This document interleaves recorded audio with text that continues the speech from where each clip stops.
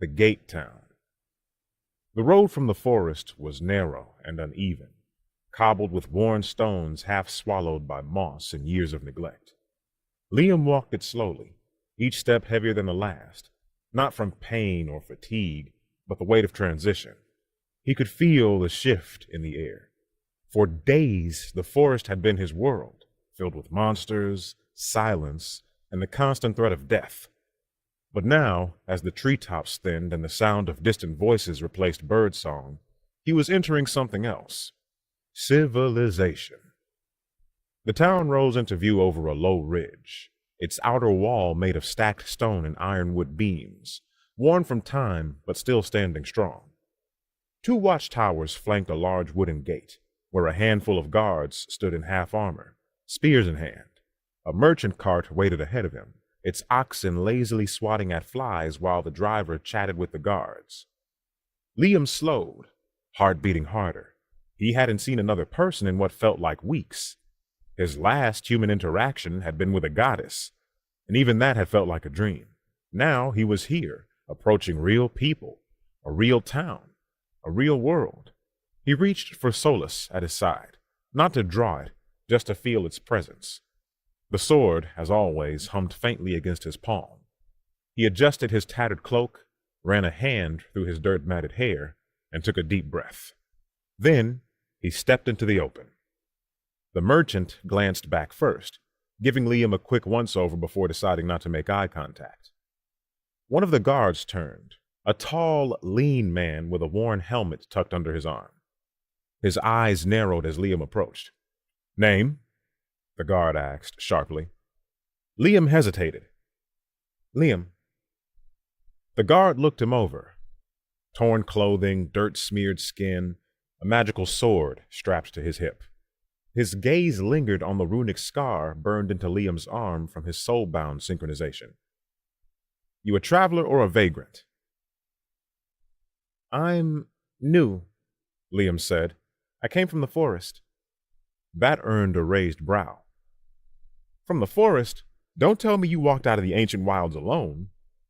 Liam said nothing. The guard's expression shifted not to disbelief, but wariness. His partner, a stockier man with a reddish beard, stepped closer. "You carrying anything dangerous, cursed gear, afflictions?"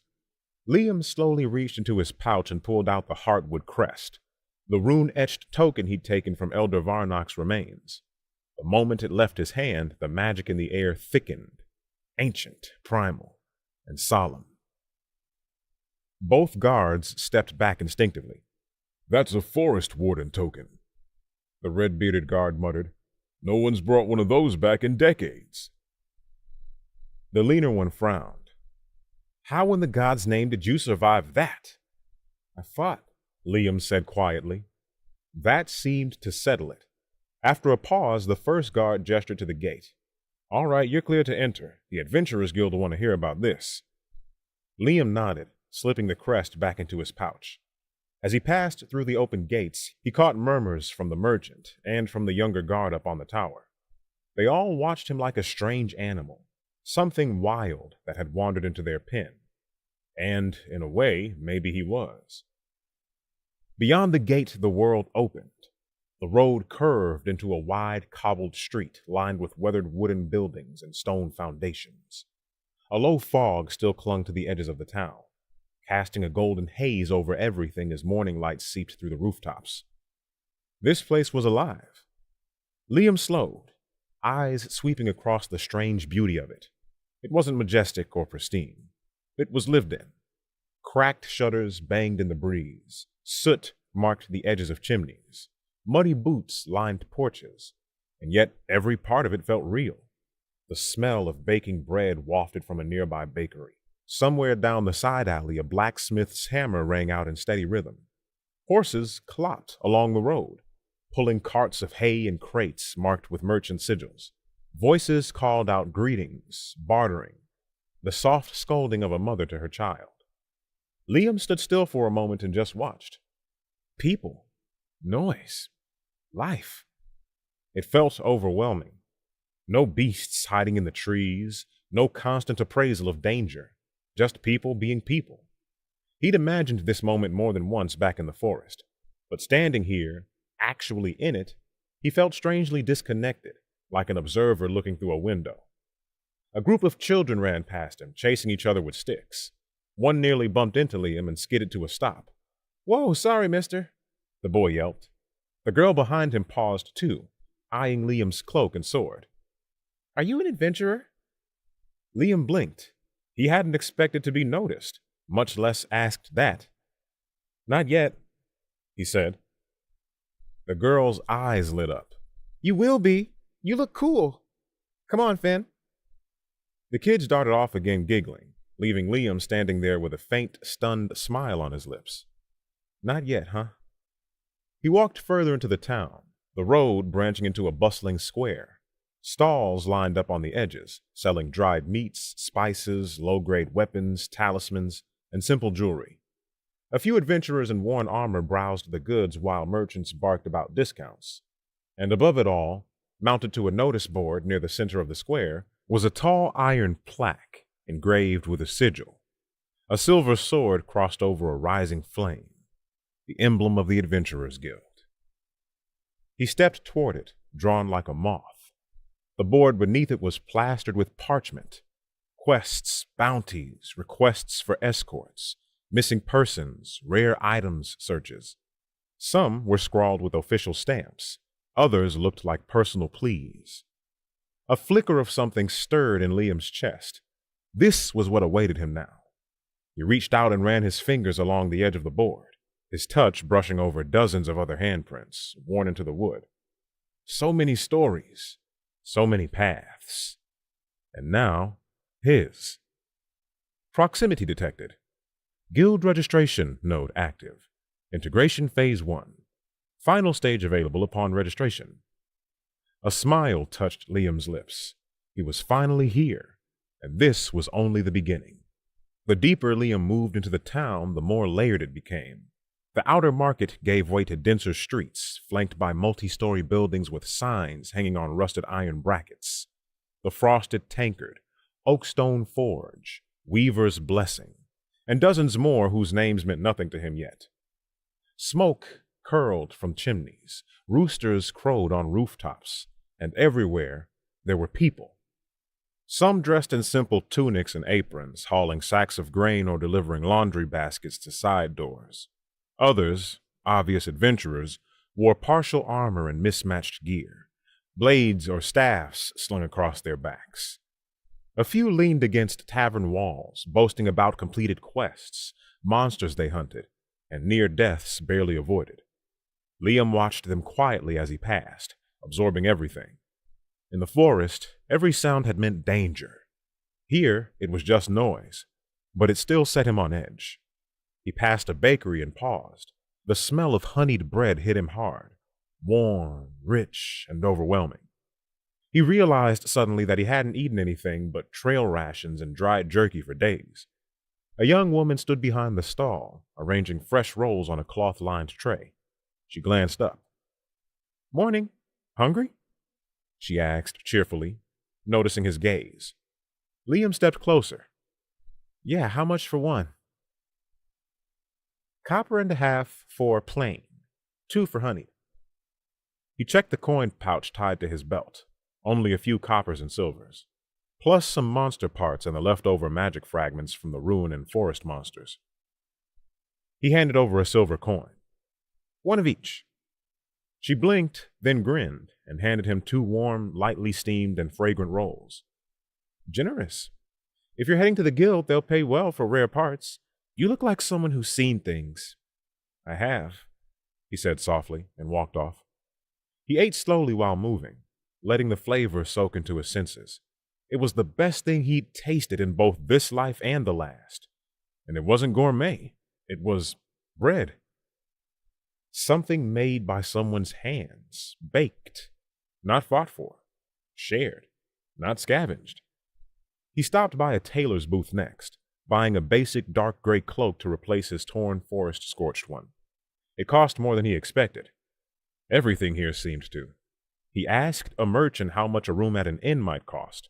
They quoted him 3 silver a night for a common bunk, 6 for a private room, and extra if you wanted meals. So that's how this world works, he thought. Not just monsters and magic, an actual system of coin and trade and work. Huh. A world run by balance sheets as well as battle skill. He passed a small shop with a sign that read Adventurer's Depot, gear, IDs, repairs. Inside, an older dwarf with burn-scarred hands and a thick white beard was hammering out dents in a shield. He looked up briefly, grunted a greeting, and returned to work. Liam browsed quietly. The dwarf's inventory included steel bracers, backup daggers, flint boxes, enchanted oil for armor polishing, quick-use salves, even anti-curse charms. He felt a strange familiarity, not from experience, but from belonging. This was his world now. He was an adventurer, one of the strays who lived on the fringes of danger for coin, honor, or survival. Perhaps all three. Back outside, he found a shaded bench near a stone fountain and sat down. The square was busier now. Wagons rolling in, townsfolk calling out. A small group of armored knights marching in formation down a parallel road. No one paid him any mind. It was strange. The forest had made him feel important. Every move mattered. Every step carried weight. Here, he was just another person. Unseen, ordinary. He leaned on the bench, letting the noise roll over him, and slowly the chaos settled into a rhythm like the forest had, in its own way. The town breathed. It lived. Observation milestone achieved. First contact with settlement. Civic economy/urban flow. Urban awareness, level 1 acquired. Increases perception of human patterns. Pickpocket attempts. Social cues in urban spaces. Liam blinked, surprised. You really are always watching, aren't you? Indeed. He smiled faintly. A group of adventurers walked past, a party of 4. 2 warriors, a robed mage, and a ranger with a hood and bow. They laughed together as they passed, discussing a quest about clearing wild boars from a farmer's orchard. Simple and easy. A week ago, Liam would have died to a boar. Now he could probably take down the entire party. But that wasn't the point. They had each other, a team, a purpose, a guild. He envied their connection, and yet for the first time he was close, closer than he'd ever been. He stood, slowly, finishing the last bite of honeyed bread, and turned his eyes toward the large stone structure 2 streets over, the place where every quest began, the Adventurers Guild. The Adventurers Guild loomed ahead, a squat stone building with thick iron-branded doors and stained glass windows shaped like swords and shields. Its roof was sloped and shingled, chimneys puffing faint wisps of smoke into the sky. A wide banner hung over the doorframe, fluttering in the breeze. Liam stood across the street, watching it. He didn't move. Not yet. Instead, he turned and slipped down a quiet alley nearby, following the narrow path to a small courtyard tucked behind 2 buildings. There, beside a rain barrel and an abandoned bench, he sat down in the shadow of a crumbling stone wall. It was quiet here. No shouting merchants, no chiming bells, nor stomping boots. Just a faint rustle of wind through rooftops and the occasional clang from a blacksmith far away. He sat for a long time, letting it all settle. He wasn't used to stillness. In the forest, stillness had meant danger, that something was watching him or stalking nearby. In the orphanage, stillness had meant loneliness, the kind that wrapped around you and made you forget what it felt like to matter. But here, it was different. Here, stillness felt like something earned. Liam leaned forward, resting his elbows on his knees. He pulled out a strip of cloth and began cleaning Solus, wiping the edge of the blade, removing a spot of dried sap that had stained near the guard. He didn't have to. The sword maintained itself with magic, but the movement grounded him. You were with me through it all, huh? He murmured to the blade. Solus didn't answer, not with words at least, but it pulsed gently in his hand. A warm, familiar reminder of every step since the slime, the orcs, the lizard men, the fire magic, the guardian ruins, Varnock, and before that the orphanage and his dog, and the cold he felt after the accident, that sickening crunch. Then, the light, and Ava. She looked at him like no one ever had. With pity, yes, but also kindness. Not for what he could be, but for what he had already done. You didn't deserve this life, she had said. And then she gave him this one. He pulled his cloak tighter and leaned back, eyes turned up toward the sky. He was here now, in a new world, alive, breathing, free, and yet part of him still felt like that kid on the edge of the crowd, invisible while the others laughed and lived. Would he always feel like that? If so, he could live with it, because now he could change it. Emotional integration achieved. Reforged soul, 3 of 3. Reforged soul. You've rebuilt yourself piece by piece from nothing. You will never be the same, and you will never be broken. +5 resistance to soul damage. Fear-based effects. Passive aura. Subtle willpower. Influences those nearby and makes enemies hesitate slightly. Liam stared at the notification, stunned. That's new. No new skill, no spell, no level up. Just strength. The kind that comes from surviving, from refusing to disappear, from building a self out of pain and fire. He stood slowly and walked back toward the main road. The town hadn't changed in the time since he'd arrived, but he had. He could feel it. Not just the leveling, not just the sword or magic or strength, but the truth of it all. He was ready. Ready to join, ready to belong, ready to rise. The guild's front doors were wide open now, voices spilling from within. Music, laughter. Orders barked from behind the counter. Liam stepped up to the threshold. A few adventurers glanced his way. One of them, a woman in chainmail with a silver pauldron, gave him a curious nod. Sensing something just under the surface, he nodded back. Then, without hesitation, he stepped through the door and into the world he was meant for. Chapter 13. The Guild Test. Gate Town's Adventurers Guild was far larger than Liam expected. Built from thick timber and reinforced stone, the guild hall towered over most of the buildings nearby. Its tall, arched doors were wide open, welcoming a steady stream of adventurers, armored, robed, cloaked, all chattering, laughing, or shouting as they came and went.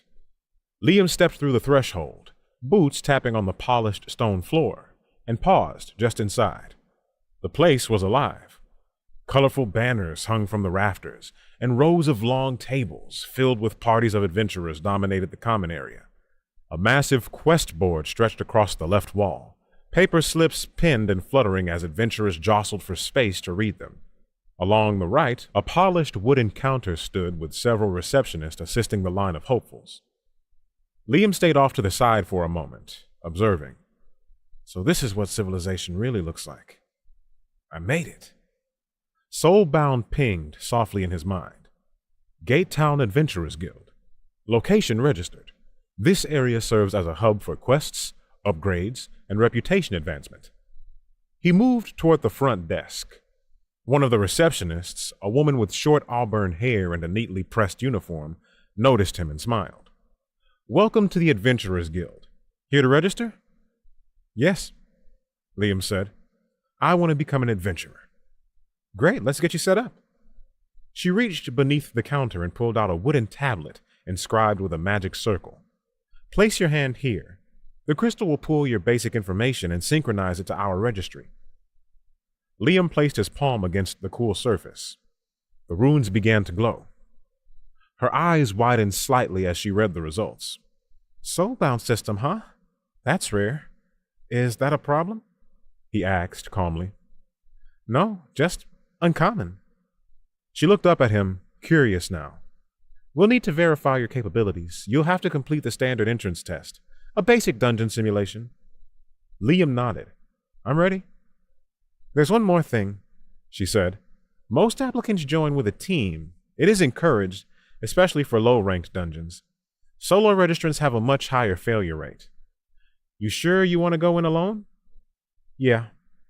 His answer was quiet but absolute. She studied him for a moment longer, then gave a small, almost approving smile. All right then, Mr. Liam. All right, Liam. I'll schedule your test for today. Head through the double doors at the back and follow the signs to the testing wing. One of the guild proctors will meet you there. Good luck. As he turned to leave, a few nearby adventurers gave him curious glances. One in particular, a tall spear-wielding man, scoffed and muttered to his teammate, "Another solo hopeful. Let's see how long he lasts." Liam didn't react.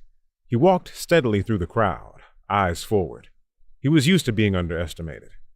The corridor behind the guild's main hall was quieter, lit by enchanted lanterns that gave off a steady pale blue glow. Liam followed the signs marked Trial Wing until he reached a reinforced door made of dark wood and rune-etched iron. Waiting beside it was a tall woman in a dark coat trimmed with silver, clearly not a receptionist. Her presence was sharp, eyes calculating, posture rigid. A long sword rested at her hip, but it was the faint pressure of mana around her that hinted at her true strength. "You, Liam?" she asked without turning. "That's me," Liam said. She glanced over her shoulder and sized him up with a brief, impassive gaze. "I am Guild Officer Kayra. I'll be observing your entrance trial." Liam nodded. "Understood." She turned and unlocked the door with a flick of her hand. "Your test will take place in a tiered simulation chamber. It's designed to mimic a real dungeon. 3 rooms, each with increasing difficulty. You will be judged on skill, survival, and adaptability." "Anyone ever pass solo?" Liam asked. Kayra's lips twitched. "Not many. Most who try don't make it past the second room. But if you're still breathing by the end, we'll talk ranks." With that, she stepped aside. "Enter when you're ready. The system will register your progress automatically." Liam walked through the door. Inside, the air shifted immediately. A dungeon simulation? Feels so real. Stone walls stretched around him, damp with illusionary moss and cracked from artificial age. Torches flared to life as he stepped forward, casting flickering shadows across the chamber. Soulbound chimed. Guild trial initiated. Solo mode enabled. Clear all 3 trial rooms. Survival is the only requirement. Begin. A grinding noise echoed ahead. As the stone gate opened, a trio of cave rats burst out fast, dog-sized, and snarling with exposed teeth. Cave rat, level 5, weak to fire. Pack behavior. He raised his hand and snapped his fingers. Firebolt! A glowing red glyph spun into existence. A flaming arrow shot forward, slamming into the lead rat and igniting it mid-sprint. It squealed, skidding across the stone, and crumpled in a steaming heap. The other 2 split, trying to flank him. Liam sidestepped one and pivoted, Solus appearing in a flash of silver light. He cleaved downward, slicing the second rat clean through. The last lunged only to meet his open palm. One quick blast to the jaw ended it. Room clear. The far door slid open with a satisfying rumble. He took a breath and moved forward. Room 2 was different.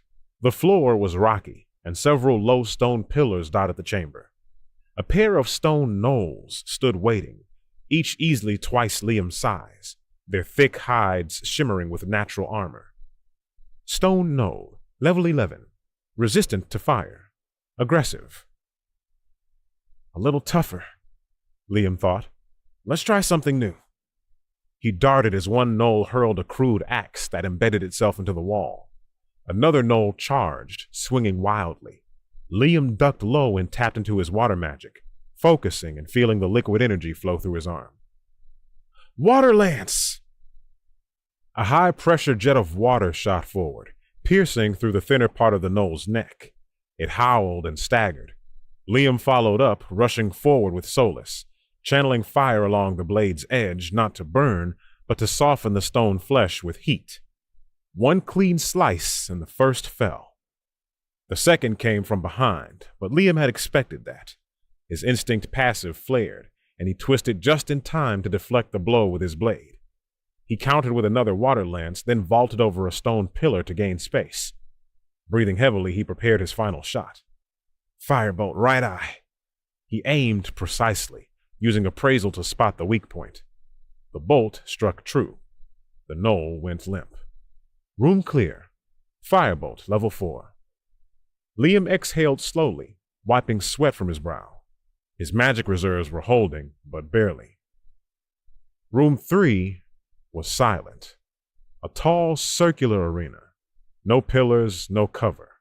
A single creature stepped out of the mist at the far end. A humanoid shadow with glowing red eyes, a spectral sword, and dark mist radiating from its body. Wraith Duelist, level 18, soul-based entity, immune to fire. Weaknesses, light, ethereal magic. He grimaced. He didn't have anything close to light magic, but he wasn't out of options. The wraith flickered and lunged, fast as a blink. Liam barely had time to dodge, sliding across the smooth floor. The blade grazed his arm, and a freezing pain shot through him. Soul damage detected.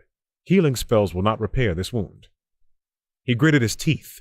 Some test, Liam thought, as he began to strategize using the environment, his sword, water magic to slow the wraith's movements, and appraisal to analyze its patterns. He took hit after hit but kept standing. When the moment came, a stutter in the creature's pattern, he dashed forward and rammed his blade through, using Solus's latent aura to anchor the wraith's essence. "Burn it," he whispered. Solus pulsed, not with fire, but with something older, something bound to Liam himself. A surge of light burst from the blade. The wraith screamed, then dissolved into mist. Wraith defeated. Soulbound trigger activated. Soul Burn unlocked. Grants small radiant damage to all strikes against spectral enemies. Trial complete. Kelra was waiting when he stepped out of the chamber, bruised, sweating, and bloodied. She crossed her arms. "Well, you're either lucky, stubborn, or stupid." Liam grimaced. "Maybe all three." She studied him a moment longer. "You passed, and then some." She held out a small silver pin shaped like a stylized sword. "Welcome to the guild, Solo Rank D. You are now officially an adventurer." He took it and silently nodded. Liam stepped out of the trial wing and into the cool evening air. The sun had just begun to set behind the rooftops of Gatetown, casting long golden shadows across the stone streets. His body ached from battle, but it was a familiar kind of pain, the kind that told him he had earned something. He found a quiet bench in the shaded courtyard behind the guild, away from the din of celebrating adventurers and clinking mugs. The rush of combat faded, replaced by the soft chirping birds and the gentle breeze brushing through the trees. He finally allowed himself to exhale. Soulbound chimed gently in his mind, its voice calm and clear. "You are now a registered adventurer. Solo Rank D. Firebolt, level 4. Waterlance, level 2. Appraisal, level 3. Instinct, level 2. Soul Burn, passive. HP, 74%. MP, 39%. Fatigue, 61%. You are now level 12. Liam leaned back, staring at the fading sky. Level 12 already? I am getting stronger. His hand drifted to the silver pin now fastened to his shirt, the symbol of an adventurer, something he had earned, not been given. And he had done it alone, just like he had promised himself. He thought of the cave rats and the gnolls and the wraith, and of how Solus responded at the end, not with fire, but with light magic. Soul Burn. He hadn't even known the sword could do that. Was it something tied to his system, or something deeper? He pulled Solus free from its sheath and studied it in the fading light. The blade shimmered, as if remembering the last strike. Soulbound spoke again, this time softer. Your connection with Solus deepens. Your connection with Solus deepens. This weapon is now partially awakened. Hidden potential detected. Soulbound weapon. Unknown. So even the sword is evolving. Just like me. A few adventurers passed by in the distance, laughing loudly. He watched them go, not with envy, but curiosity. Part of him still wondered what it would feel like to fight beside someone, to share victories, struggles, pain. But that was for later. He wasn't ready to open that part of himself again. Not yet. I'll walk my own path, for now. Soulbound didn't respond, but its silence felt accepting. Liam rose from the bench and stretched, wincing as the soreness in his muscles pulled taut. He still had coins and monster drops from his dungeon loot, enough to find a place to stay and get some food. Real food, and not roasted forest rabbit for once. As he turned to head into town, the wind carried a few soft words to his ears from a nearby table of adventurers. "Did you hear? Some solo kid passed the guild trial today." "Yeah, I saw him. Quiet type. Looked like he had walked through hell." "Heh. Bet he doesn't last a week." Liam smirked to himself and kept walking. They didn't need to believe in him. He would make sure the world had no choice. Chapter 14. Lone Path. Watching Eyes. The next morning, Liam returned to the Adventurers Guild, no longer a trial participant, but a registered Rank D adventurer. The hall was still as loud as it was the previous day. Dozens of adventurers bustled about, groups preparing for quests, arguing over loot, or boasting about their latest victories. But this time, when Liam entered, a few eyes followed him. Some were curious, others were skeptical. He ignored them and headed straight for the quest board. The receptionist from before, the auburn-haired woman, gave him a small nod of acknowledgement as he passed. The board was packed with slips of parchment organized by rank. Liam scanned the D-rank section, fingers lightly brushing the edges of each job. Escort mission, goblin nest cleanup, herb retrieval from Venom Fang Hollow. He picked the last one. Venom Fang Hollow, herbal extraction mission. Collect 8 skyroot stalks. Venom Fang serpents detected. "Going solo again?" A voice called from behind. A short, wiry adventurer stood nearby, arms crossed. His leather armor looked worn but cared for, and a pair of daggers hung from his belt. His tone wasn't hostile. Impressed more than anything. "Most folks your level take a team for that one. Serpents in the hollow move in packs," the man added. Liam nodded once. "Thanks for the warning." He didn't offer more. The man chuckled. "Suit yourself." Venom Fang Hollow was a thick, humid stretch of marshland just outside Gate Town. Trees grew in twisted shapes, their roots coiling above ground, and the air buzzed with insects and tension. Liam moved carefully, soulless drawn, and his senses sharp. He relied on appraisal often, identifying safe paths, herb locations, and snake ambushes before they struck. The skyroot stalks glowed faintly under moonlight, thin green reeds with a silver stripe running through the middle. They grew in swampy clusters and were guarded by territorial Venom Fang serpents. The first battle came quickly. Venom Fang serpent, level 10, poison bite, weakness, cold. Liam frowned. Fire and water, no cold spells yet. The serpent lunged. He ducked under its strike and countered with a water lance, aiming to stun rather than kill. The blast struck the snake's side and sent it crashing into a tree. He sprinted forward and drove Solus into its skull, then yanked it free. The fight was messy but efficient. He repeated the process one serpent after another, his instincts sharpening. Eventually, 8 skyroot stalks were tucked safely into his void pouch, sealed away from the swamp's moisture. By the time he returned to the guild, it was nightfall again. He dropped the herbs at the counter and showed his completed quest log. The same receptionist arched an eyebrow. "You cleared it solo?" He nodded. She whistled softly. "You're making a name for yourself, Liam." She handed over his reward. 20 silver, a mana potion, and a thin slip of parchment. Successful solo completion. 1. Gate Town. Slight notice. Solo efficiency. That week, Liam repeated the process across several quests. He cleared a den of tunnel crawlers for a local farm, recovered a lost item from a goblin camp using stealth and distraction magic, and escorted a caravan by acting as a silent scout ahead of the group, eliminating threats before they could strike. He did them all alone, each one a success, and every efficient return to the guild drew more attention. Veterans began to watch him with interest. Rookies whispered about him in corners. and behind the reception desk, one silver-haired guild official quietly took notes each time he turned in a mission.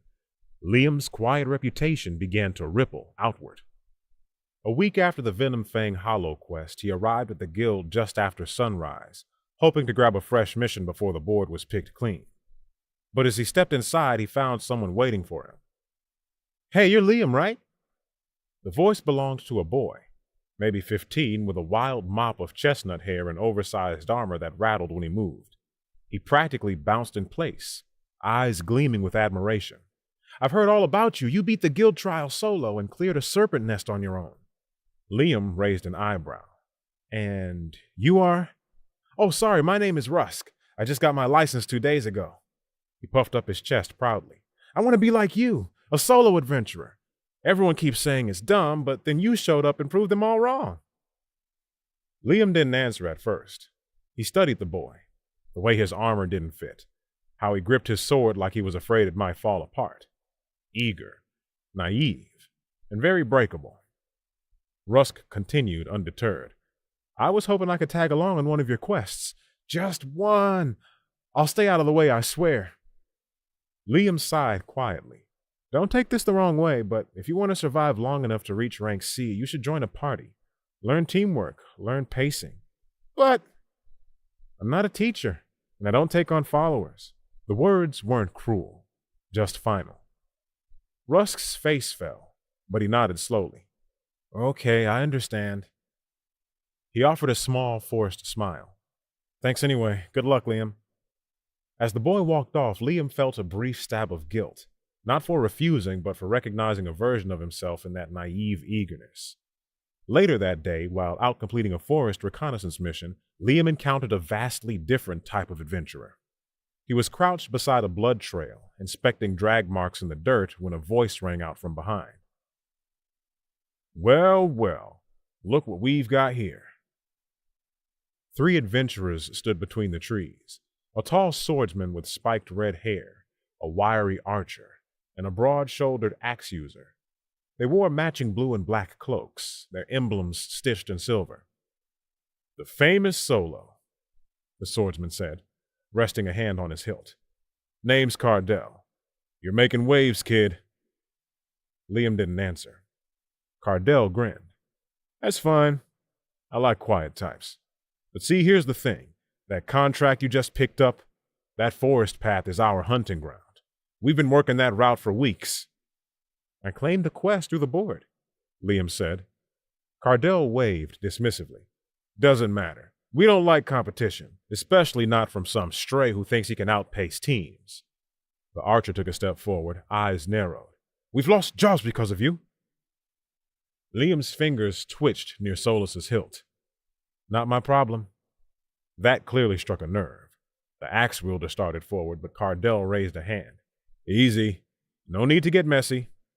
He stepped closer, his grin fading. "Here's the deal. Walk away from this quest. Better yet, stop taking jobs that belong to real adventurers." Liam looked him dead in the eye. "If you want the quest, you can take it off my corpse." For a tense second, nothing moved. The wind rustled through the branches above, and somewhere in the distance a bird cried out. Then Cardell barked a laugh and stepped back. "You've got guts, I'll give you that." He motioned to his team. "Come on, let's not waste any more time." Then they vanished into the woods, and Liam turned back toward the blood trail, expression calm but sharp. "The guild's going to hear about this encounter eventually." Let him. That evening, back at the guild, he caught a third type of attention. She sat alone in the far corner of the hall, a woman in a dark cloak with a hood half drawn over her face. He hadn't seen her before. She didn't speak to anyone, didn't drink, didn't take any quests. But she watched.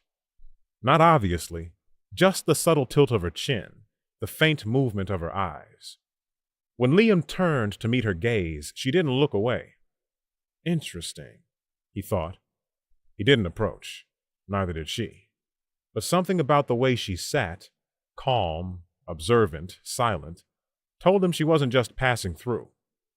By the time Liam returned to his rented room that night, he felt the quiet pressure of growing eyes on his back. Some friendly, some dangerous, all curious. He was no longer invisible, and that in its own way was its own kind of risk.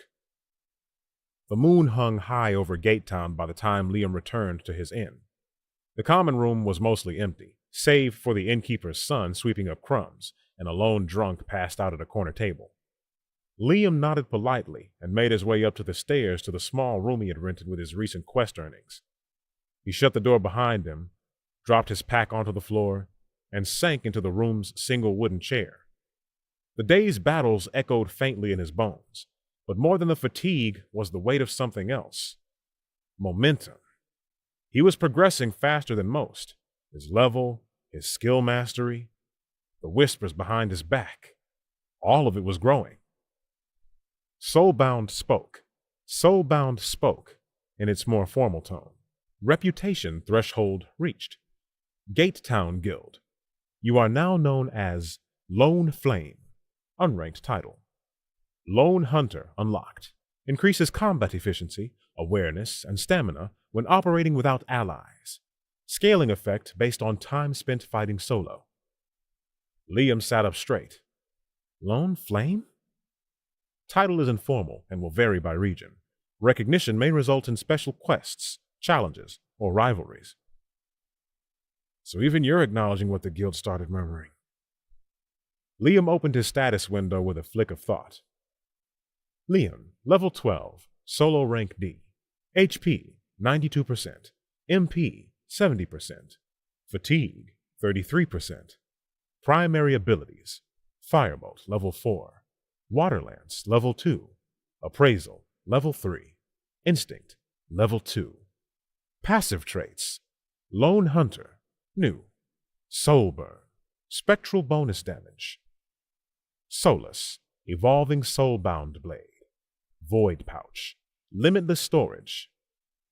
Reputation, Gatetown, slightly notorious. Guild official, monitored. He closed the window and leaned back, staring at the low ceiling of the room. A week ago he had been scraping together a fire in the forest, eating dried rabbit beside a tree. Now his name was starting to travel, even if only in whispers. But is this the path I want? He asked himself. He wasn't sure. Not yet. But it was the only path that was his. No one gave him these powers. No team carried him. No allies defended him. His strength was all his, gained through blood, scars, and primal instinct. And yet, a flash of the boy, Rusk, crossed his mind. Then the shadowed rogue woman at the guild, the smirking Cardell and his crew. He was not alone in this world, not entirely, but for now keeping his distance kept him focused, kept him safe. A new chime echoed. Special quest available. Dungeon challenge. Solo category. Location, Whispering Cavern. Classified dungeon. Issued by Gatetown Guild Branch. Only one solo adventurer may attempt at a time. Estimated threat level, rank C through B. Liam's eyes narrowed. Now this is more like it. A classified dungeon, a real challenge, not scaled down for rookies or meant to be brute forced by teams. And it was marked solo only, most likely reserved for rare individuals. Maybe it was a test, maybe a reward, but it was definitely an opportunity. He stood and crossed the room to where Solus rested against the wall. He drew it halfway from its sheath. The blade pulsed faintly with that mysterious inner light, more radiant since the fight with the Wraith duelist. He could feel it too, that hunger to grow, to push further. He sheathed the sword and grabbed his cloak. Tomorrow he would return to the guild and take on something no one else could. Chapter 15. The Whispering Cavern. The guild hall was quiet in the early hours. A few adventurers lingered in the back, sipping morning brews and organizing gear. But the usual din of noise and clamor hadn't yet begun. Liam stepped inside, his cloak drawn against the crisp morning air, and walked straight to the front desk. The receptionist on duty, a younger man Liam didn't recognize, looked up, startled. "You're Liam, right?" Lone Flame at your service, Liam replied, voice even. I'm here for the special solo quest, Whispering Cavern. The man blinked. You sure? That one hasn't been touched in... I'm sure. He hesitated, then nodded. You'll need to speak to Varys. She's expecting you. He pointed toward a side hall leading deeper into the guild. Liam followed the corridor to the administrative wing. The walls here were quieter, lined with framed maps of local territories, dungeon diagrams, and a single glass case displaying broken weapons, mementos of adventurers who never returned. At the end of the hallway, a door stood slightly ajar. Inside, Guild Officer Varys stood by a large round table, poring over parchment maps and glowing mana-traced diagrams. You're early, she said, brushing silver hair behind one ear. Early bird gets the worm. She finally looked up, her gaze sharp, eyes the color of frost. That remains to be seen. She motioned for him to approach and unfurled a parchment. It displayed a jagged cliffside with a faint spiral marking carved into its face, the symbol of the Whispering Cavern. This dungeon isn't like the ones you've cleared, she said. It's old, no structure, and no obvious boss or loot distribution. Also, half the maps made by scouts don't match each other. The place shifts. Liam nodded. And the whispers part? They affect the mind. Some say they're the voices of the dead. Others, well, no one really survived long enough to record it clearly. All I know is those who go in either come out broken or don't come out at all. Liam leaned forward slightly. Why open it to adventurers at all? Because we must. Gate Town is built on top of ancient ruins. If something stirs too long beneath our feet, it can be trouble. She pulled out a small crystal shard embedded in a leather cuff. This is a soul tracker. It'll pulse and sync with your life force. If you drop too low, we'll assume you've fallen. It can't transmit location inside the dungeon, but it'll help us confirm status. He took the cuff and clipped it to his wrist. I'll return with results, he said. Varys studied him for a long moment. I don't know if you're reckless or just exceptionally gifted, Liam, but I won't lie to you. If you get hurt badly in the dungeon, no one can come to save you. I'm not expecting anyone to. A slight smile tugged at the corner of her mouth. You know, the Lone Flame isn't an official title, but it's sticking. She handed him a rolled parchment, coordinates to the entrance, some last recorded notes, and an authorization badge. The guild won't recognize anyone else for this mission. It's all yours. Liam took the documents and bowed his head slightly. Thank you. As he turned to leave, she called out one last thing. Oh, and don't listen to the whispers too long, she said. That's how it gets in. He paused in the doorway. No worries, I've tangled with voices in my head before. Then he vanished into the corridor. Liam stood at the edge of the cliffs just after noon, the wind rolling off the jagged rocks below. There was a thin veil of fog that coiled across the narrow trail that led down into the gorge, where the cavern mouth yawned like a silent wound on the mountain's side. The guild's directions had been precise, a near-hidden path 2 miles beyond the old watchtower ruins. He hadn't seen a single soul since leaving town. The Whispering Cavern was real, and it was waiting for him. The carved spiral symbol stood out clearly now, etched into the rock surrounding the entrance. Not decorative or for show, but a warning. Liam approached slowly. Soulbound pulsed gently in his mind, but it was a little vague on details and fuzzed at the edges, like hearing through water. Dungeon detected. Whispering Cavern. Status unstable. Interference with system link detected. Voice guidance may be delayed. Explore and survive. Discover source of whispers. Liam unsheathed Solus, which shimmered faintly, not with fire, but something deeper. It was resonating, as if the sword could feel what waited below. With a breath, he crossed the threshold. The air inside was unnaturally cold. Dampness clung to the walls, but the deeper he went, the more it dried, as if the cave decided it had no need for moisture. The light faded quickly, forcing Liam to summon a soft orb of flame to hover just above his palm. The cave twisted, and narrowed, then widened without warning. Patterns on the wall looked like writing, but shifted when stared at too long. He paused before one curve of stone that seemed to ripple faintly. Then he heard the whispers. At first, they sounded like water droplets, then like the shuffle of cloth, then words. You don't belong here. He's not ready. Another vessel, another failure. Liam clenched his jaw and kept walking. Deeper still, the tunnel gave way to a grand chamber, round and high vaulted. Pillars of stone rose like broken teeth from the ground, many shattered at the base. The whispers grew louder, and with them came movement. Shadows slid along the walls. Liam turned in time to see the first one emerge, a figure made of flickering mist and void black eyes. A whisper wraith. Illusory entity detected, immune to direct magic, vulnerable to ethereal anchors. Liam's pulse sharpened. He summoned appraisal, then wove firebolt mid-step and flung it at the creature. But the flames passed harmlessly through. The wraith lunged. He rolled aside, slashing upward with Solus. The blade met with resistance, just enough to catch a spark as Soulburn flared along the steel, burning into the shadow's core. Its scream was high-pitched and distorted, a shrieking like a chorus that all at once dissolved.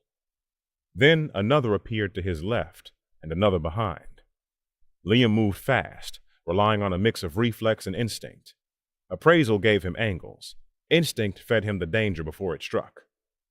Every time he landed a blow with Solus, the ghost flesh ignited in white-blue radiance. He realized something else. The clearer he focused his mind and rejected the whispers, the more solid the enemies became.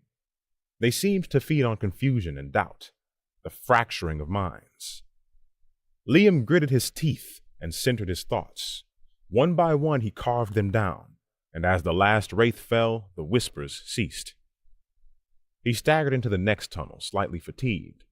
Soulbound flared back in again, clearer this time. Resistance to illusory pressure increasing. Soul resonance with weapon stable. Proceed with caution. System stabilizing. Liam allowed himself a small breath of relief, not because the danger had passed, but because he still had his sanity. He pressed onward, the flame above his palm growing smaller. Now he barely needed it. The dungeon didn't end with monsters. It ended with a door. A circle of stone marked with a spiral of runes similar to the entrance, but more refined. Older and etched at the center was a symbol he hadn't seen since the afterlife. Ava's sigil, the goddess's mark. Liam reached forward, pressing his hand to it, and the door vanished in a pulse of soundless white. Light consumed him. He didn't scream, but he wasn't in the cavern anymore. He stood on an open battlefield, not of this world. Corpses of divine beings lay broken in the sky above. A man stood at the center, armored in ancient gold, holding a blade that looked nearly identical to Solus, except his radiated light. And the man looked kind of like Liam. His hands moved. His voice shouted words that were not his own. He fought. He bled. He commanded the soul of the blade to burn away what no fire could. The scenery was a memory, not his, but burned into his soul like truth. It ended with the man falling to one knee, clutching the sword, whispering, "One day someone will finish what we started." Then, darkness again. Liam gasped as he dropped to one knee, his breath ragged and sweat trailing down his brow. The battlefield vision had faded, but the weight of it lingered like heat from a dying star. He was back in the Whispering Cavern, now standing in a massive circular chamber unlike any part of the dungeon so far. Smooth white stone covered the floor, clean of moss or ruin. At the center, a crystalline relic floated, suspended above a pedestal carved with spirals, runes, and the faint symbol of Ava. The moment he stepped forward, the chamber began to hum. System activation complete. Ancestral resonance triggered. Trial of echoes initiated. Survive. Endure. Understand. The relic pulsed once and reality fractured. He blinked and he was somewhere else again. Same body, same soul, but clothed in faded robes, surrounded by books, artifacts, and glowing stones in a circular library. He looked down and saw his hands were older, calloused, with the fingers ink-stained. The whispers here weren't lies or illusions. They were memories. A chorus of voices, centuries deep, echoed in his head. The blade chooses its bearer. To wield it is to inherit the burden. Your pain must become purpose. Suddenly the walls of the library cracked. From the broken shelves spilled phantoms of doubt. Shadows formed from the bearer's own regrets. In this vision, he had failed to protect someone. A girl, a promise, a purpose. And now those failures came for him. Liam, now fully inside this past life, was surrounded by whispering silhouettes. You couldn't save her. You're not worthy of the sword. You will fall, just like the rest. He tried to draw Solas, but it wouldn't respond.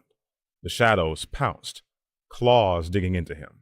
But there was no blood, only a crushing weight of failure. The only way forward was through. Liam began pushing through the noise. He forced his consciousness back to the surface, rejecting the false life, the doubt, and the guilt that wasn't his.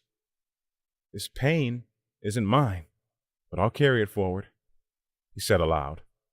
The shadows hissed. The system responded. Trial Phase 1 complete. Echo stability, 72%. The scene shifted again. Now he stood at a cliff's edge, overlooking a battlefield where gods clashed with mortals. This version of the wielder had been a warrior leader, leading the charge while everyone behind him fell. Solas was in his hand, but its blade was dull, flickering.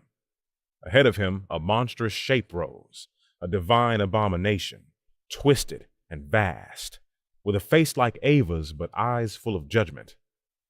Liam faced it, and this time he didn't reject the memory. He had to face fear, the fear of power, of responsibility, and the fear that he might win and still fail. He screamed and charged forward. The Echo Self swung Solas. The real Liam channeled everything he had into the memory, and for a moment, past and present fused. The blade ignited, not with fire, but with soul. The monstrous Ava shattered, and the cavern returned. Liam collapsed at the base of the pedestal, heart pounding, his arms trembling. Then Soulbound returned clear and direct. Trial of Echoes complete. Your soul has synchronized with past wielders. Skill acquired. Soul Echo. Grants momentary combat insight from former wielders of soulbound weapons. Slight stat boost while active. Solas has evolved. Stage 2. Awakened Blade. He looked down at the sword. It shimmered now lightly, not always visible. Not fire, and not light, but something in between. The whispers were gone, and in their place, silence. Peaceful, steady silence. Liam rose to his feet, battered and drained, but changed. The ground trembled beneath him. When the relic faded, the chamber lights began to dim. A low groan echoed through the cavern walls, like the dungeon itself was exhaling its final breath. Collapse detected. Exit immediately. Liam didn't need a second prompt. He sheathed Solas, still glowing faintly with its new aura, and turned toward the nearest tunnel. Stone cracked as he ran. Runes along the walls flickered and failed. The pressure that once clouded his mind was now gone, replaced by urgency and a clarity he hadn't felt before. The whispers were dead, but the dungeon wasn't going down without him. He leapt over a crumbling bridge of stone, landing hard on the other side, sliding down a steep incline that hadn't been there when he'd entered. His hands scraped against sharp, rough walls, catching the occasional burn from sparks or falling debris. A surge of dust burst from a collapsing ceiling just behind him. He ducked under a falling stalactite and kept moving. The tunnels shifted again, rearranging just as Varus had warned. But this time Liam felt them. His instinct pulsed with an unfamiliar rhythm, as if Soulbound itself was syncing with the dungeon's final breath. Route optimization engaged. Every step he took, Every path he chose felt right. He shot down a narrow chute, crossed a dried-up stream, and passed a hollowed statue covered in glowing dust. Then there was light, distant but real. It began piercing through the final bend. Liam lunged and rolled beneath a partially collapsed arch and burst out onto the cliffs. The sky greeted him with the colors of sunset, burnt orange, deep crimson, and indigo clouds stretched across the horizon. Behind him, the whispering cavern groaned one last time and sealed. The entrance collapsed inward with a slow, almost respectful rumble, as if the ancient forces below had accepted his presence and were now closing the chapter. Liam stood there out of breath, watching the dust settle. Then Soulbound chimed in once more. System update complete. You have survived a classified solo dungeon. Soul Echo unlocked. Solus, awakened stage 2. Additional growth unlocked. Reputation update. Gate Town, significant interest. Rank evaluation triggered. Rank up. Level C. Hours later, just after dusk, Liam limped through the front gate of the guild. The adventurers inside fell silent when he walked in, coated in dust, his cloak torn at the edges, dried blood along one arm, and the unmistakable glow of a changed weapon at his side. The silver-haired guild officer Varus stepped out from behind the counter. She didn't ask a single question. Instead, she extended her hand and gave him a small, dark blue crystal badge engraved with a curved C. Welcome to Rank C, Liam. He took the badge and nodded. Varus held his gaze. You went deeper than anyone we've ever sent. I reviewed your soul tracker pulses. There were points when it flatlined, then came back, had a conversation with death, Liam said dryly. She smirked faintly. I assume you told him no. No time for a chat. She stepped aside, then added in a softer tone, You're going to start drawing more than just curious glances now. The guild, the world, will be watching. Let them, Liam said, eyes steady. I'm not done yet. He turned, cloak flowing behind him, and walked into the night tired, but triumphant. Behind him the guild remained quiet, but the name Lone Flame wouldn't be a local legend for much longer. Chapter 16. Tides of Attention. The days after Liam's return from the Whispering Cavern passed in a blur, filled with noise. Gate Town buzzed with rumor. The guild's message network, enchanted courier birds, and arcane channels had carried the tale outward like wildfire. A solo adventurer collapsed a dungeon. His glowing sword and survival, stories no one could fully verify, because no one else had been there to witness it. Some didn't believe it. Others said he was blessed, and a few whispered, cursed. He spent most of his time in the quieter corners of town, a forge on the east side where he had Solus examined. The blacksmith couldn't even identify the metal, a small apothecary where he stocked up on potions, and the cliffside where he trained each morning, mimicking past wielders' movements burned into his memory by Soul Echo. It was only when a guild runner handed him a sealed envelope marked with the Gate Town Guildmaster's personal crest that he paused. He arrived at the guild's upper floor later that afternoon. The office was spacious, walled with dark oak, lined with books, maps, and old weapons. Behind the desk sat Master Halric, a tall man in crimson robes lined with deep gold. His beard was neatly trimmed, and though his posture was relaxed, his eyes were sharp. Liam, Halric said, gesturing to the chair across from him. Sit. Halric studied him for a moment, not in challenge, but with the air of a man used to assessing dangerous things. I won't waste time. You've stirred the hornet's nest, boy. Liam didn't blink. By completing a guild-registered solo dungeon? Halric gave a small chuckle. That's part of it. The rest is what you awakened. What you're carrying. He tapped a rolled document on his desk, a communication scroll sealed with multiple sigils. This came from Central Guild Authority yesterday. 2 factions want to know about the boy with the soul-bound sword. One of them offered coin to have you sent for private questioning. The other asked for less polite things. Liam leaned back slightly. And I turned them both away. Halric said simply, "You're a registered C-rank adventurer under my guild. As long as you don't break our rules, I don't care how much light your sword glows with." Liam gave a short nod. "So why am I here?" Halric looked him in the eye. "Because they won't stop asking, and eventually someone won't ask." He leaned forward, elbows on the desk. "Do you know what makes solo adventurers dangerous, Liam?" "No safety net?" "Worse," Halric said. "No accountability. When one of you goes off script, the guild can't control the damage. That's what they're afraid of."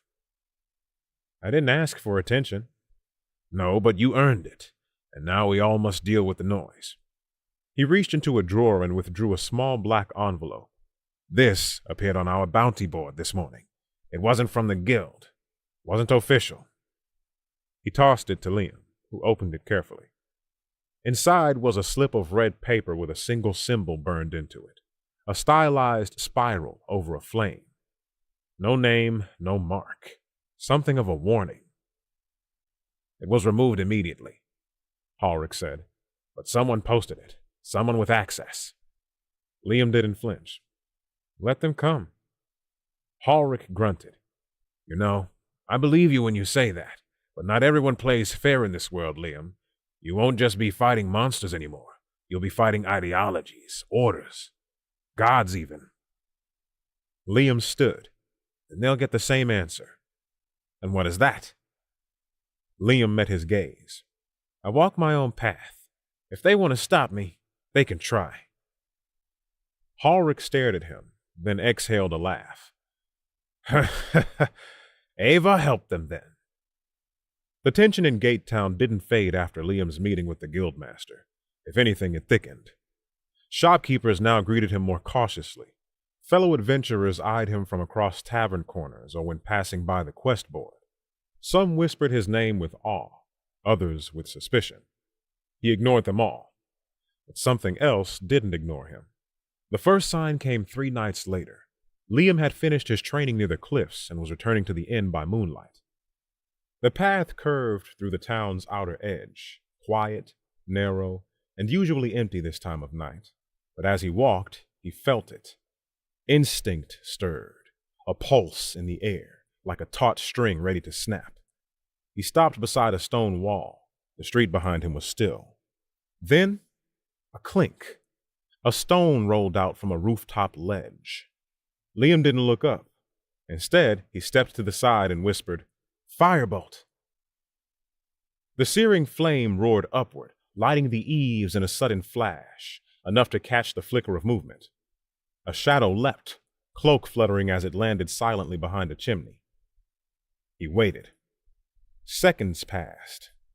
Then the figure dropped down in front of him, slim, hooded, masked in dark leather, no insignia visible.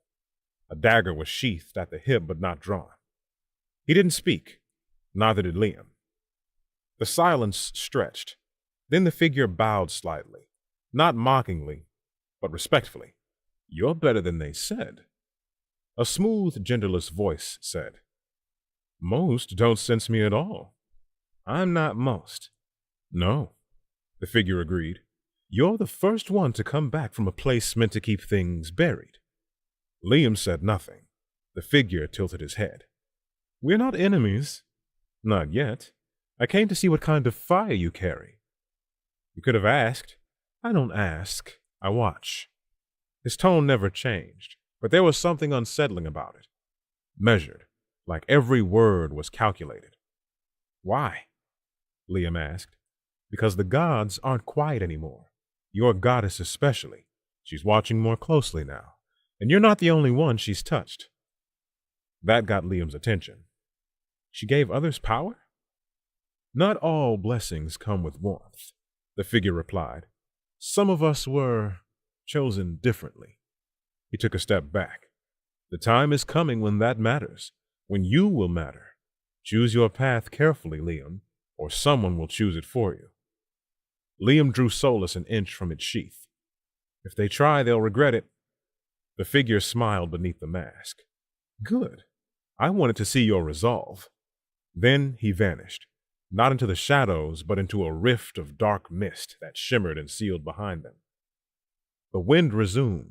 The town remained still, but Liam's heart was beating faster. That night, as he returned to his room, Soulbound flickered once. Attention level high. You are now marked by an unknown faction. Status observed. He stood at the window, watching the stars. Something was moving and watching him back. Sleep came late that night. Liam lay on the narrow bed, cloak draped over the chair beside him, Solus resting within arm's reach. The room was silent except for the occasional creak of the wind through old wood. But when he finally slipped beneath the veil of consciousness, he wasn't in Gatetown anymore. He stood barefoot in a field of stars, blackness stretching in every direction, endless and silent. Wisps of golden light floated in the air like fireflies made of soul stuff.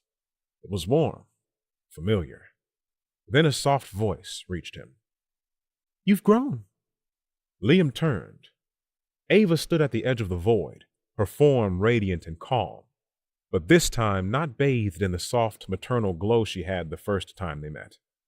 Her expression was cool, stern, her eyes tired. "You made it through the Whispering Cavern," she said, stepping closer. "Even touched the echo. You knew what was down there."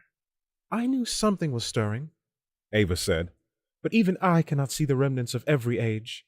The gods were once many, and we've all left shadows." Liam narrowed his gaze. "So, the trial wasn't yours?" "No," she admitted, "but I didn't stop you either. I wanted to see if you'd survive it." Liam frowned. "You're different." Ava's smile was faint. "And so are you. You're not the broken boy who stood before me asking for another chance. You've seen things now, fought alone, bled for your power." "I didn't ask for the attention or the enemies." "No, but you carry a flame now, one that won't stay hidden." She reached out, and an image shimmered in the air between them, a blurred outline of a new figure standing in another world, sword drawn and eyes glowing with divine light. "You're not the only one I've gifted." Liam's voice was cold. "You said I was special." "You are, but you're not alone."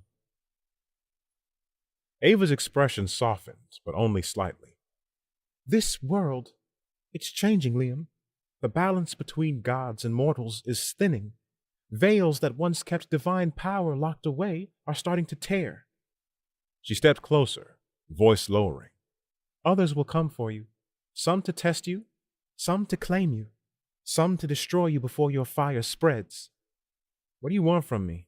he asked, not backing down. Ava looked at him, not with pity or reverence, but with clarity. "I want you to decide.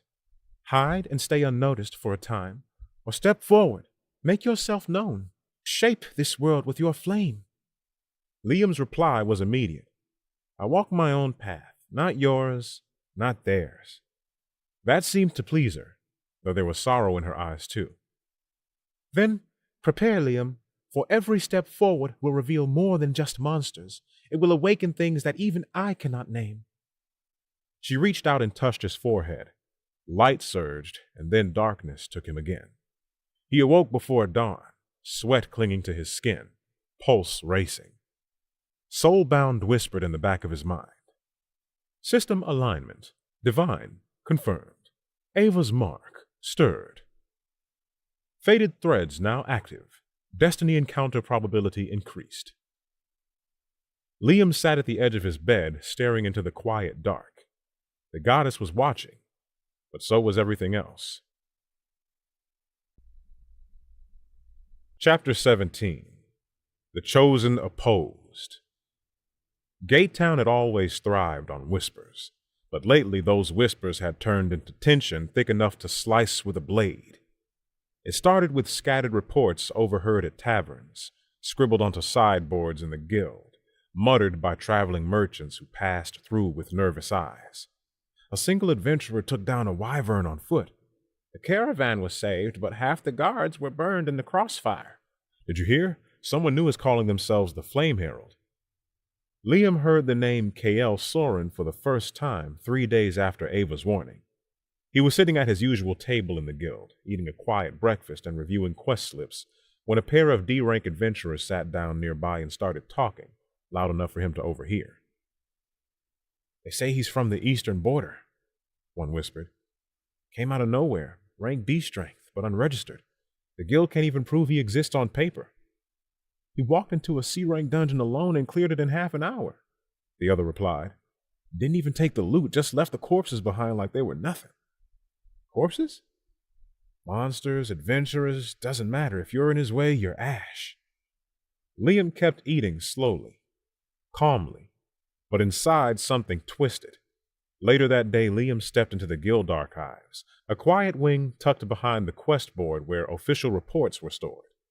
He asked the archivist on duty, a nervous man with thick glasses, for any records under the name Kael Soren. The man paled slightly. "He's not formally registered, but we've received incident logs from 3 towns in the past week. All described the same signature." He unrolled a parchment. Liam's eyes narrowed. The report detailed a charred dungeon boss, melted stone, and an unknown adventurer wielding a sword of black flame, bearing a sigil none could identify. A witness claimed the man spoke of purifying the unworthy and restoring the flame's true will. Another witness described him as young, mid-20s, golden eyes, cloak of scorched silk, and then a line that stood out, declared himself a herald of flame, the successor to a forgotten goddess. That evening, Liam stood atop his usual training cliff, solace in hand. The sword vibrated faintly in his grip. Not in fear, but in reaction. Kael was real, and if the whispers were true, he wasn't just another powerful adventurer. He was blessed, like Liam. But something was different, off, corrupted. This wasn't a coincidence, it was convergence. Liam lowered Solus and whispered into the dusk. "If he's what they say, then this world isn't big enough for both of us." The guild bell rang out just past noon, sharp, urgent, and unmistakable. Emergency quest. Liam was already near the quest board when the announcement was posted. Emergency. Threat level C+. East Road Pass. Ravager Drake. Highly aggressive. Armored. Fire resistant. Open to rank C or higher adventurers. Immediate deployment authorized. Liam took the slip without hesitation. The East Road Pass was less than an hour's run if he moved fast, and the guild needed a solo specialist who didn't require backup. He checked with the receptionist, received verbal confirmation, and left without a word. By the time Liam reached the pass, the wind was howling between the cliffs. Scorched earth stretched across the trail, and a heavy stench of smoke lingered in the air. He moved cautiously, Solus drawn. The Ravager Drake revealed itself soon after, a hulking beast with scarred scales and a split horn. It crouched atop a mound of rubble, sniffing the air, teeth stained with blood. Liam prepared a spell, but then something hit the creature from behind, hard. A blast of black fire erupted across its flank, causing the beast to screech in pain. Liam turned sharp. Another figure stood on the far ridge, cloaked in dark crimson, a long blade trailing violet flame in his right hand. His presence radiated pressure, not overwhelming, but wrong, off-kilter. The newcomer walked forward with no urgency, no fear. The Ravager Drake turned toward him, snarled and charged. The man raised his sword, whispering something Liam couldn't hear. The air ignited. The flame that struck the Drake wasn't natural. It was twisted, consumed. The beast roared as its scales cracked and peeled under the searing corruption. But it didn't die. No, not yet. The creature whirled, lashing its tail. The newcomer dodged smoothly, too smoothly, and landed near Liam with a calculated grin. Golden eyes met his. "So," the man said, tone light, almost amused, "you're the other one." Liam didn't lower his sword. Kael Soren. Kael bowed his head slightly, hand still resting on his weapon. "In the flesh, or what's left of it." The drake snarled again. Liam turned toward it, but KL held up a hand. Let me finish what I started. You're reckless, Liam said. That flame isn't natural. KL's grin widened. And yours is? Liam didn't answer. He raised Solus. KL's eyes flicked toward the blade. I recognize the shape. One of hers, isn't it? Liam's grip tightened. You know Ava? KL chuckled. I knew Ava. Once. She's old, light, gentle, and useless. What this world needs is fire that destroys, not one that warms. You're delusional. I'm free. The drake interrupted them with a scream, charging again. Liam and KL moved in sync, not by choice, but instinct. Liam struck from the side, driving Solus into the beast's shoulder, while KL flanked with a spiraling slash of black fire. The attacks landed at the same time, soul burn and corruption colliding. The beast fell. Smoke rose. The silence afterward felt heavier than the battle. KL turned to Liam. You're strong, disciplined. I can respect that. Liam raised his sword again. We're not allies. No, KL agreed, already turning away. But we're mirrors. The question is, which reflection lasts longer? He vanished into the drifting smoke, leaving only scorched footprints behind. The drake's body still smoked when Liam knelt beside it, Solus resting against his shoulder. He stared at the charred scales, noting the strange residue left behind by KL's flame. It wasn't like a natural fire. Even Soulburn, radiant and clean, had never left a mark like this. The black ash had weight, malice, like a wound on the world itself. Soulbound pinged softly in his mind. Divine conflict detected. KL Soren, divergent flame. Trajectory conflict likely. Fate threads unlocked. Monitor individuals of significant alignment or opposition. Liam opened the new interface. KL's name appeared at the top of a ghostly thread list. Beneath it, alignment, inverted, source, unknown, divine force, status ascendant. Inverted, Liam thought. So he's been chosen, but not by Ava.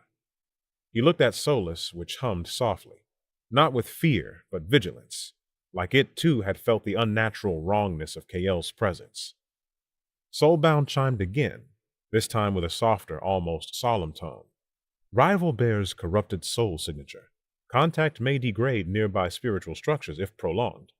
System recommends maintaining safe distance or preparation for neutralization. Neutralization? Liam stood, brushing soot from his shoulder. So, it's war. Not immediately, but soon. KL hadn't tried to kill him, hadn't even fully tested Liam's strength, but the intent was there.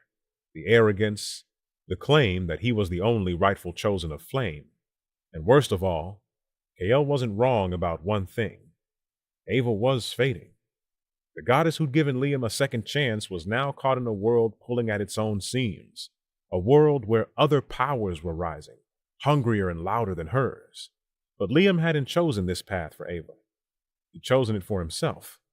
That night, Liam sat beside a small campfire on a hill overlooking Gate Town. He sharpened Solus in silence, the blade giving off a soft, distant hum as sparks flew. He wasn't shaken, he was focused. The world was changing. Lines were being drawn. Gods, monsters, rival chosen. But he didn't care who stood behind them. He wasn't fighting for divinity. He was fighting to prove that he was alone, and it was enough. That no flame burned brighter than one that refused to be extinguished. Chapter 18. Echoes of the Bound. The Guild's records wing was rarely visited by active adventurers. Most preferred quests and coins to parchment and lore, but Liam had learned something in the Whispering Cavern. Power without understanding was a short path to death. He pushed open the creaking door of the archive and stepped into a cool, dust-scented space filled with towering shelves, rolled scrolls, and rune-lit index tables. Behind one of them sat an older half-elf in long green robes, his silver hair tied back in a loose knot. His spectacles rested low on his nose as he hunched over a scroll so faded it looked like it might crumble if breathed on too hard. "You're not here for a bounty form," the man said without looking up. Liam stepped closer. "No. Not here to argue about a missed payment or misfiled monster report." "No." The half-elf looked up, curious now. "Then you're either lost or interested in something dangerous." Liam held up the old bounty token he'd found at the Whispering Cavern. "Do you recognize this?" The archivist took it gently, eyes sharpening behind the lenses. "Soul-marked. Very old. Flame-touched, but not corrupted. Where did you get this?" "A collapsed dungeon east of Gate Town. It reacted to my sword." The archivist peered at Solus, which pulsed faintly at Liam's side. Not showing off, just present. "I see," the half-elf said. "I'm Selnar, guild historian. I record and safeguard everything people want to forget. You're exactly who I need."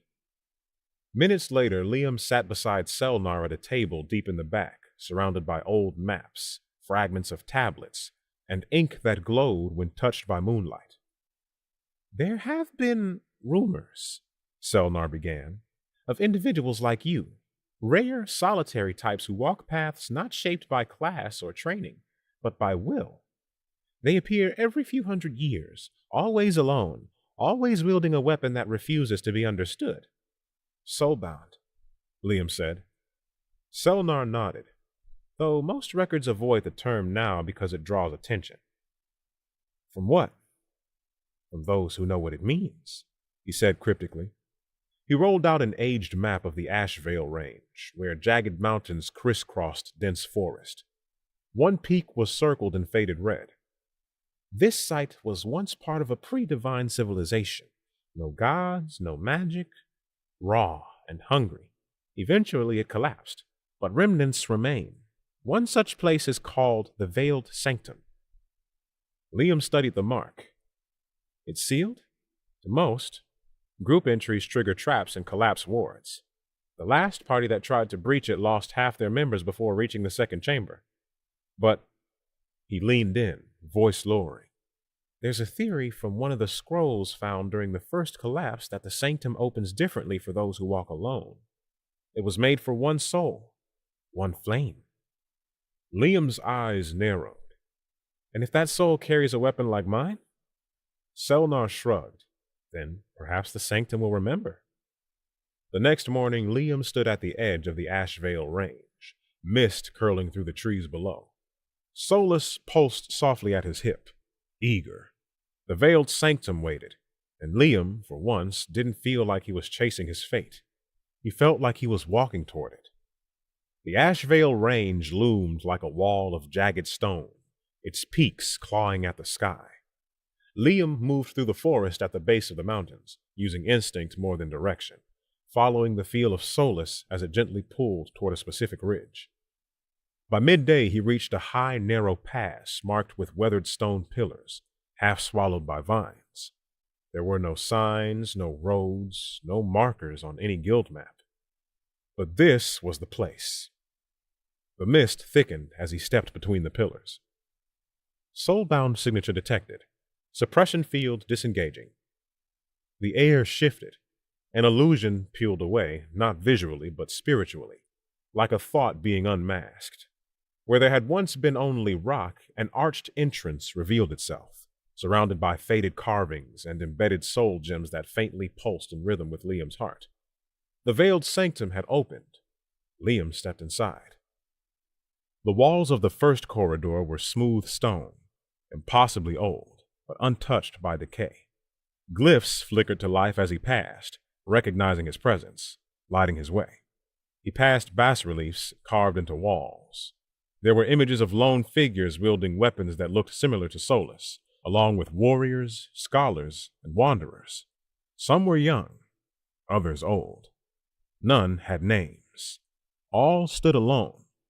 As he stepped deeper, Solus vibrated in its sheath. not in warning, but in recognition. He came to a massive hall, its ceiling lost in shadow, lit only by pale blue flames suspended in midair. A mural stretched across the far wall, a timeline, ancient and fragmented. Liam followed it from left to right.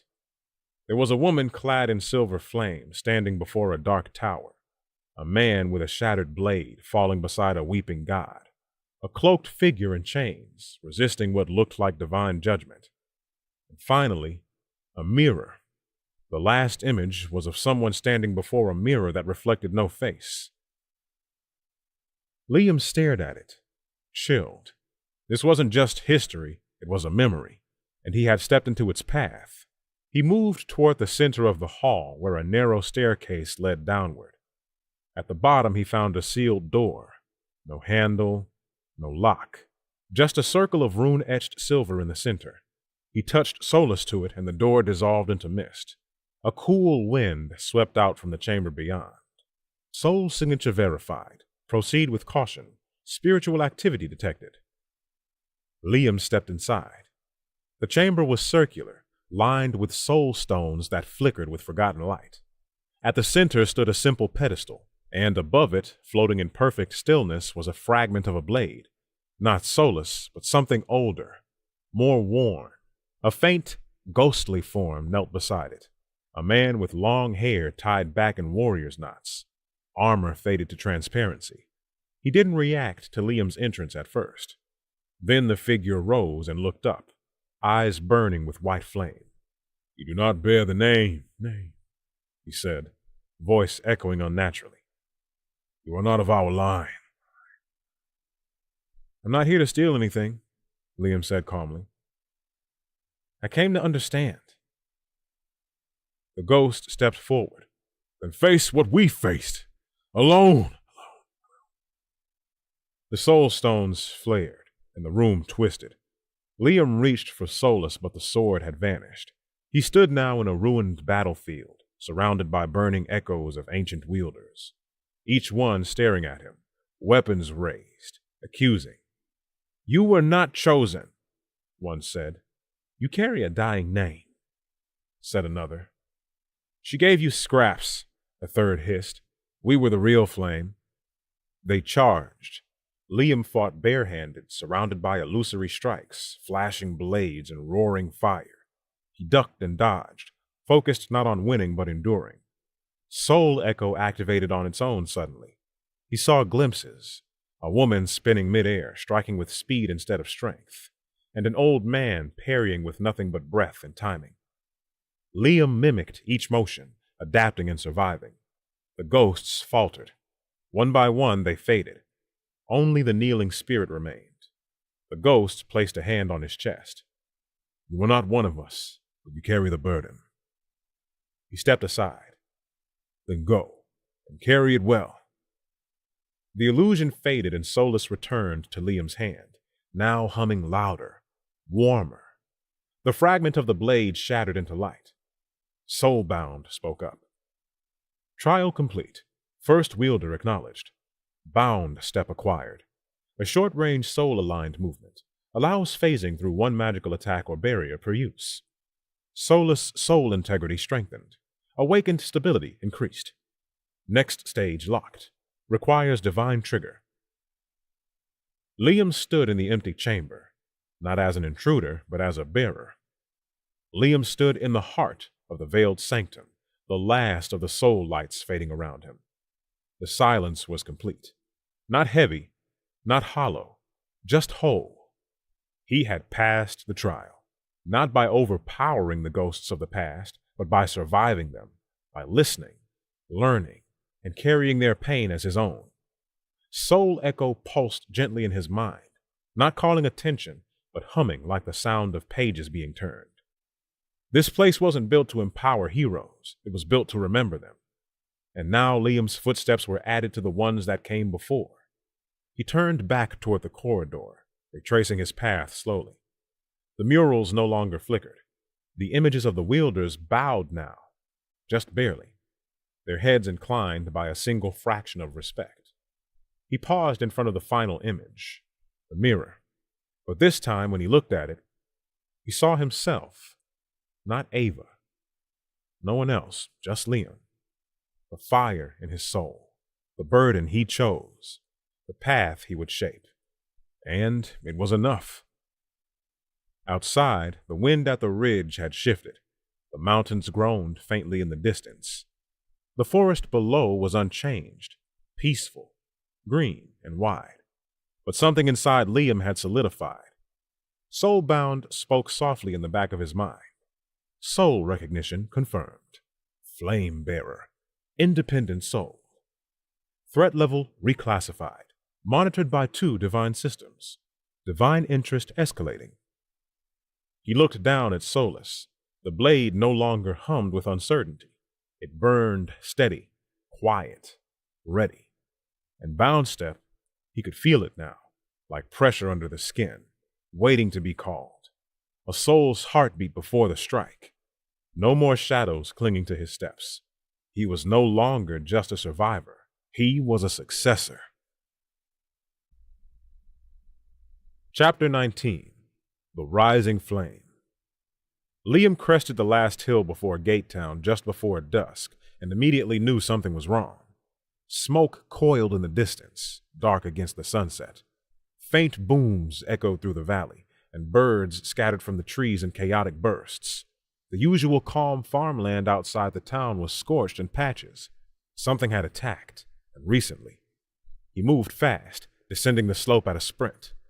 The gates of the town were still standing, but barely. Deep claw marks had torn through the outer barricades. Guild banners hung half-ripped. As he approached, there was a pair of adventurers. One bleeding from the arm staggered past him, their faces pale and drawn. "What happened?" Liam asked. They stopped, startled. One pointed behind them. "Monsters, a wave, came out of the northern tree line, too organized, too fast. They hit before we even had time to set up a line." Liam frowned. "A dungeon breach?" The other shook his head. No breach, no warning. And some of them, they had marks on them, symbols that pulsed. Liam's eyes narrowed. Symbols. He reached for Solus, and the blade pulsed in agreement. Not danger, but direction. Something had triggered this, and it wasn't natural. The streets of Gate Town were in chaos. Citizens had barricaded themselves inside homes.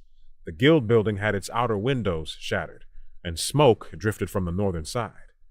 A few adventurers still fought on the streets, helping push back what looked like enchanted beasts, twisted wolves, armored centipedes, even a small fire drake that shouldn't have been anywhere near this region. Liam stepped into the fray without hesitation. One of the wolves lunged at a child clinging to a broken fence. Liam was there in an instant, Boundstep activating with a soul-deep pulse. He vanished and reappeared between them, Solus already moving, a blur of light, a flash of radiant burn. The wolf hit the ground, unmoving. The child stared at him speechless. Liam only nodded. "Run, now!" She did. The battle continued into the night. Liam fought with the precision of a storm contained. He used Soul Echo to predict patterns, deflect spells, and draw enemy attention. His presence became an anchor. Other adventurers slowly rallied around him. Even Varus, the guild officer, arrived bloodied, but stood, fighting beside him with a flaming spear. When the last monster fell, the silence that followed was thunderous. Liam stood in the center of the street, breathing hard, surrounded by soot and bodies. The monsters were dead, but on the neck of the fire drake, half melted by radiant energy, he found a symbol etched into the scale. A spiral over flame. The same sigil that had been left on the red bounty slip weeks ago. Kael's mark. The guild's war room was dimly lit, the only illumination coming from a cluster of glowing map runes hovering over a large central table. Bloodied adventurers sat around the edges of the chamber, bandaged and silent. Some leaned against the walls, others simply stared at nothing, too tired to speak. Liam stood beside Varus, arms crossed, the fire drake's scorched sigil gripped tightly in one hand. Guildmaster Halric entered last, flanked by 2 armored officials. He walked with his usual calm, but the bags under his eyes betrayed the weight of the day. He looked around, then focused on Liam. You saved this town. I was just the first to push back, Liam replied evenly. Halric approached and took the scorched scale from Liam's hand. He studied the spiral symbol, his jaw tightening. It's him again, the one from the east, the so-called Herald. KL, Liam said. He's testing us, pushing us from the shadows. That wasn't a random attack. Halric nodded grimly. Agreed. These beasts weren't just corrupted. They were controlled, trained, maybe summoned. And we didn't detect a breach because there wasn't one. They came from the forest. Someone opened a path for them. Varus spoke next. The guild's northern scouts reported faint traces of ritual magic, obsidian runes, unstable flame residue, everything KL leaves behind. Liam said nothing for a long moment. Then, this was a message. Halric exhaled and rubbed the bridge of his nose. If it was, then it worked. The adventurers' guilds in all 4 major cities are already requesting a full report. Some are calling for containment. Others are demanding to know if Ava herself has sanctioned this war. She hasn't, Liam said sharply. Halric raised an eyebrow. You sure? Liam didn't respond. After the meeting, Liam stood alone in the guild's courtyard. The stars above Gate Town flickered behind a thin veil of smoke. He looked up, silent. Soulbound whispered. Rival influence expanding. KL Soren presence confirmed. Symbolic conflict, level 2. Cultural fear accruing. Rising fire. Splintered. Liam closed his eyes. He didn't ask to become a symbol. He didn't care about gods or factions. But now the people were watching. The world was shifting. He wasn't just a wanderer anymore. He was a counterweight. And KL, the Herald, wouldn't stop until one flame consumed the other. By morning, the fires had been put out, the wounded tended to, and the bodies, both human and monster, cleared from the streets.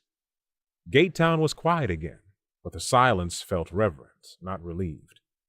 Liam didn't like it. As he walked through the marketplace, villagers stepped aside without being asked. Some nodded respectfully, others simply stared, not at him, but at Solus, sheathed at his hip, glowing faintly with residual power from the battle. A child tugged at her mother's sleeve. Is that him, Mama? The one who stopped the fire beasts? The mother pulled her daughter close and gave Liam a tight smile. Thank you, she whispered. Liam didn't answer. He moved on. Inside the guild, the mood was no different. Adventurers who once mocked or ignored him now watched him with wary respect. 2 C-rankers stood aside as he passed through the quest board corridor. A group of D-rank trainees glanced up and fell silent when he entered the lounge. He wasn't just the solo adventurer anymore. He was something else.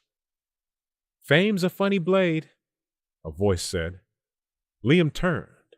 Varus was leaning against a door frame, arms folded, with a faint smirk on her face. It cuts both ways, and it doesn't always aim where you swing it, she added. I don't want followers. Then don't collect them. She pushed off the frame and stepped closer.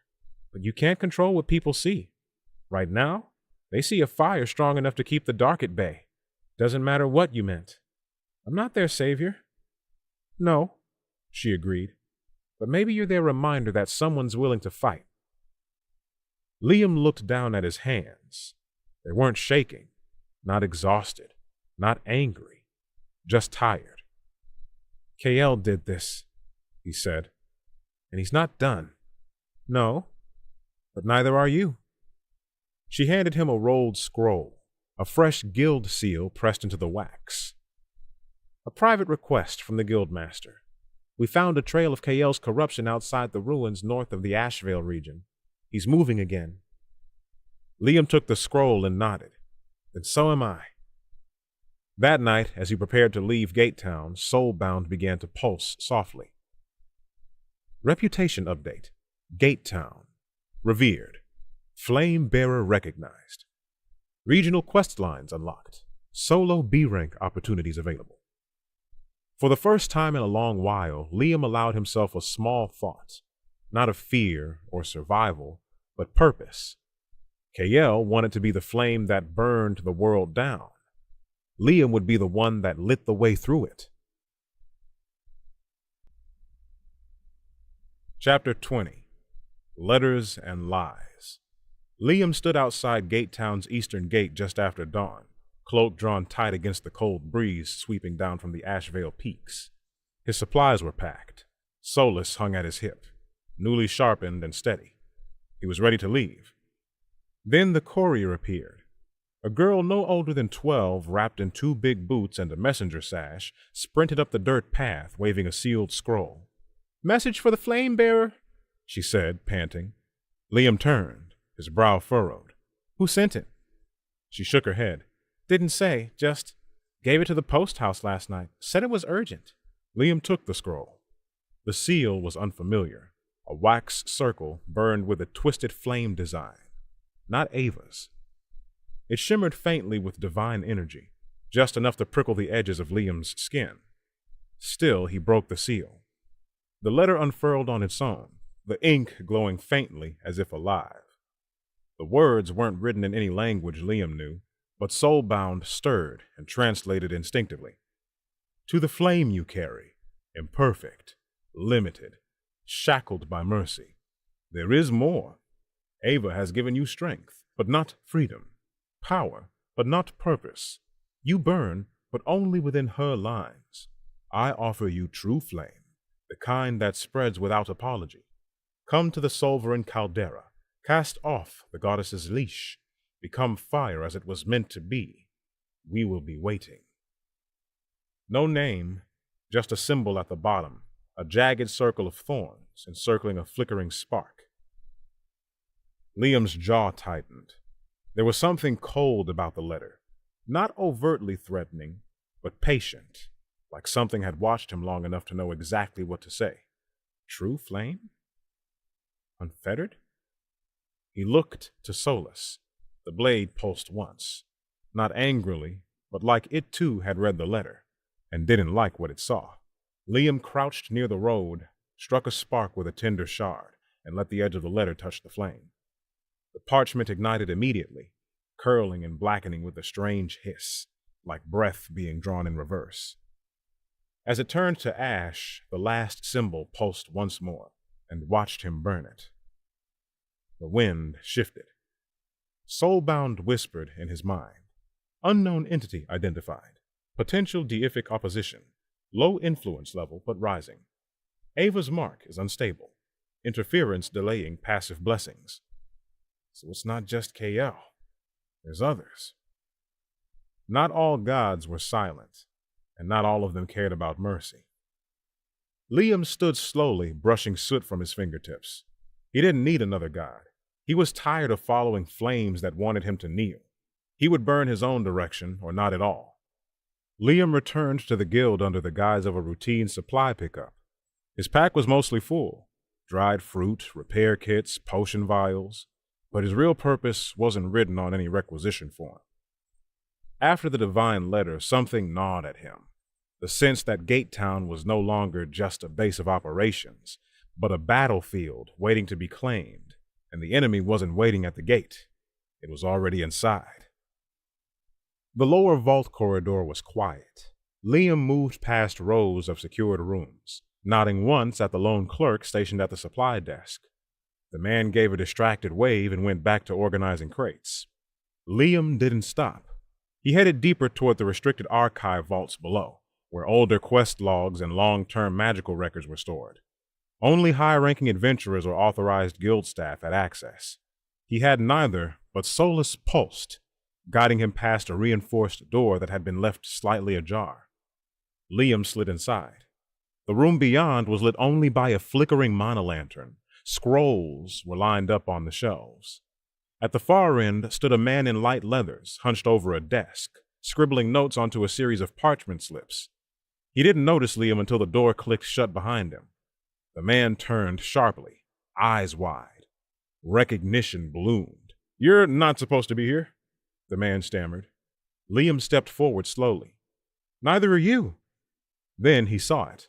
On the desk beside the papers was a folded parchment bird, charred black at the tips, just like the ones the guild used for long-distance magic communication, except this one was stamped with a twisted spiral mark, Kael's sigil. The man bolted. Liam didn't chase immediately. He stepped to the desk first and then touched the bird. It was warm, recently activated. Then he turned and moved.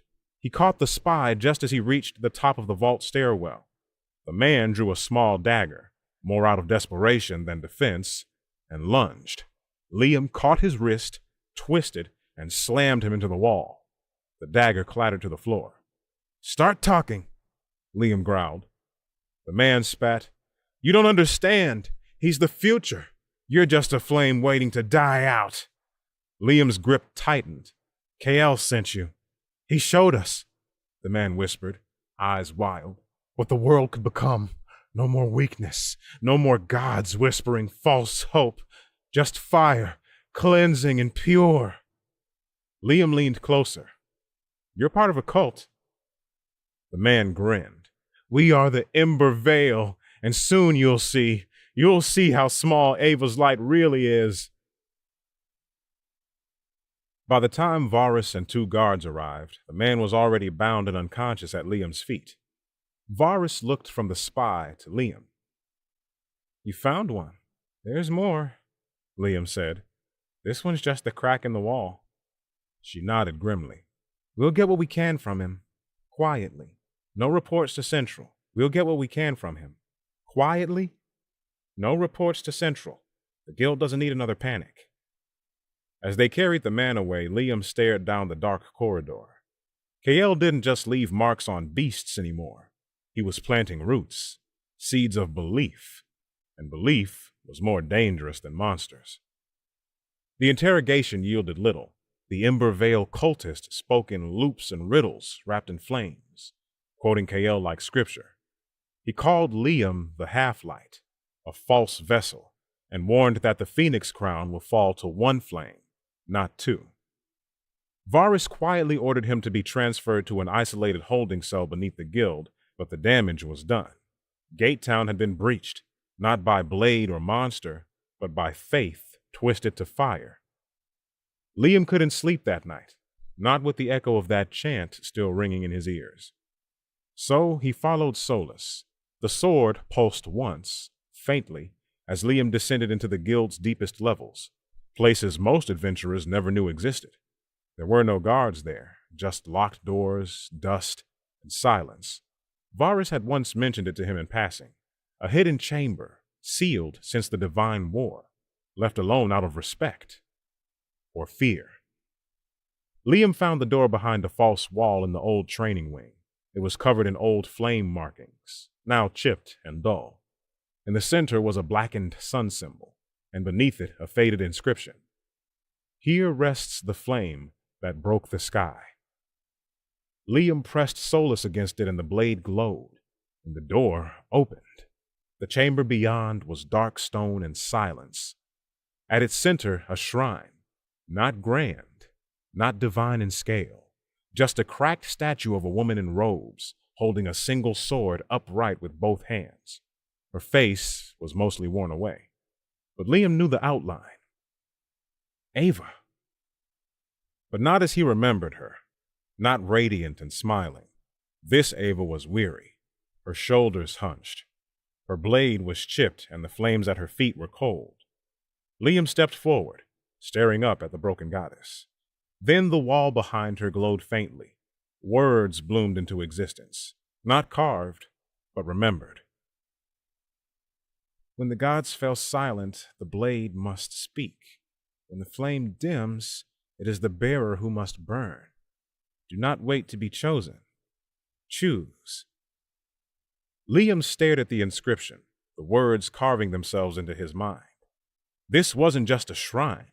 It was a message from a soul-bound who'd stood where he stood now, alone, angry, and determined.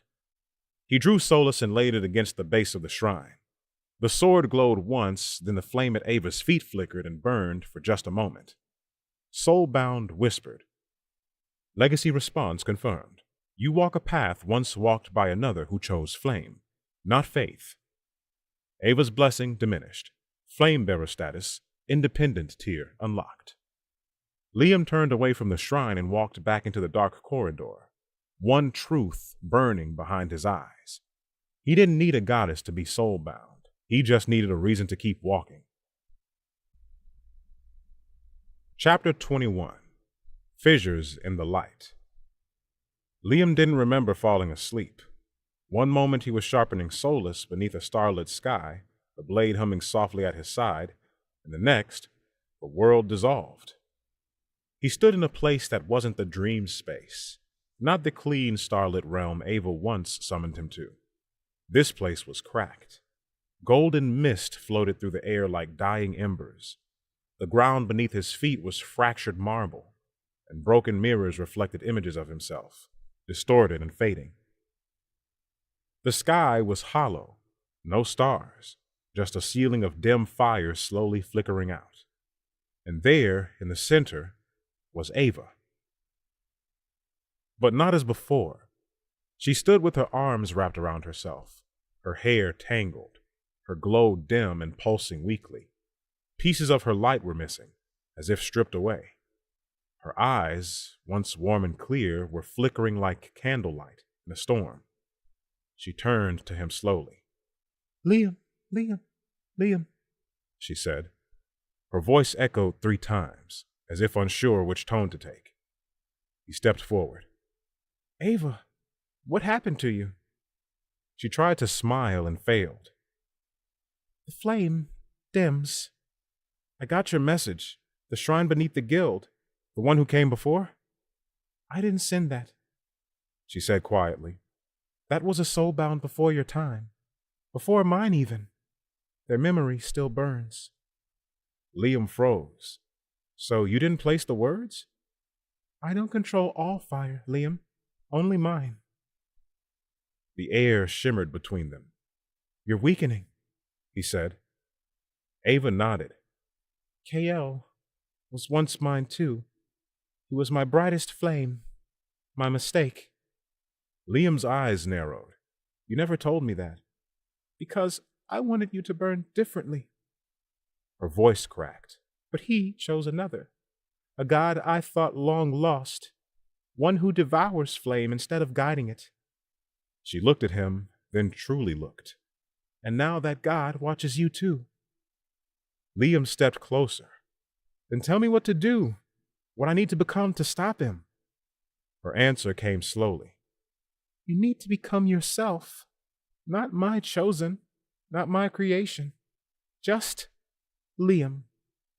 Light cracked at her shoulder, a piece of her form vanishing into floating gold.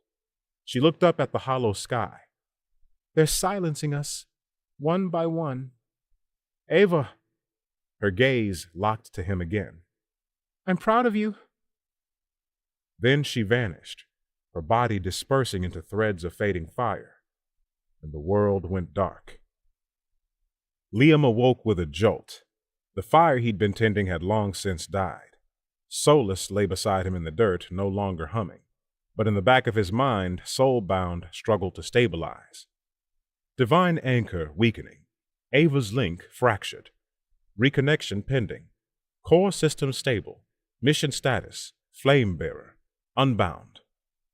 He stared into the night, jaw clenched. He wasn't just walking into KL's path now, he was walking without a goddess behind him.